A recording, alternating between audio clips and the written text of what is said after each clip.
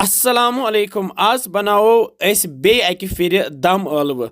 Yim asa ese tohi site am broh te share karmac te tim banaye ese sivnai. Es yim dam aaloo yim zanche yim banao es sivit. Te yim asan variyah mazadar te be shi banavnas maz variyah sahal ta asan. Te pakyo karo es jaldi shuru es khas recipe Kashmiri Dum Aloo. Dum aloo बनाने बापत छ मे यम लक्चे 1.5 kilo aaloo निम्च Yemen छ size कुनुई यपर जोल मे gases पे थो मे pressure cooker ये बान तो अत मज मे 2 लीटर आब त्रोमुत यथ त्रा नून चमचे अख तो यम aaloo ते त्रावक ब ऊर तो तल छ मे गैस थोमुत फुल तो फुलस पे करहोक इसम तैयार तुत काल करहोक इसम तैयार युत काल नियम सेवनयन तो सिवित यम तैयार वन तो यम जुलो इस या तुलो इस पे यम देल अके तो करहोक साफ वुच तो देल तुलित थवो यम अलग कुन यथ बानस मज तो इथे कन जुलहोक यम बाकी aaloo ते यम aaloo छ वन तैयार असे अम पत अन बह दंद तुज तो अके करो यथ अमी सत लकट गद वुस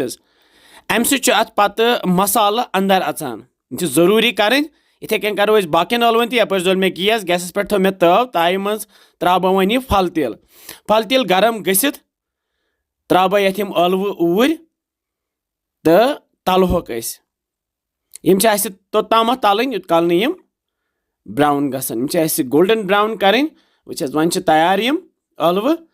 तो यह तेल थवो साइडस कुन यपर ओन मे बानस मज त्रा बह 400 ml यह जाम दोद त्रा बह यह अदरक तो रोहन पेस्ट 2 चमचे बे मे यह जुर यह मे तोमो ताई पे 1 चमचे यह त्रो मे अत ऊर बे त्रोस यह गरम मसाल 1 चमचे बे त्रोस लेदर चमचे अख बे त्रोस यह दानवल पाउडर चमचे अख बे त्रा बह यह शोंठ पाउडर चमचे 1 बे त्रोस यह बदियान पाउडर चमचे अख बे त्रोस मर्चवांगन पाउडर चमचे अख बोड़ हिू तो वन रलावन यह असल पे कल सोरी मसाल यथ जाम दोद सत रल यह वन तैयार गैसस पे थो मे वन तव अत त्रो मे तिल चमचे बोड़ अख सू तिल यथ मज यम aaloo तले बे त्रा बह यथ यम तेज पत 2 बे त्रोस यम रंग फल 2-3 बे त्रोस यम सब्ज ٲلہٕ 2-4 बे त्रोस यम दालचीन पीस लकट 2 बे त्रोस यम बड़ ٲلہٕ 2 पट्रवित ऊर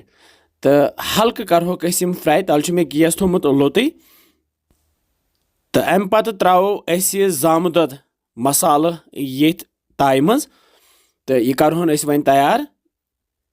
वुच यह करहोन तुत काल तैयार युत काल यह वन मोटे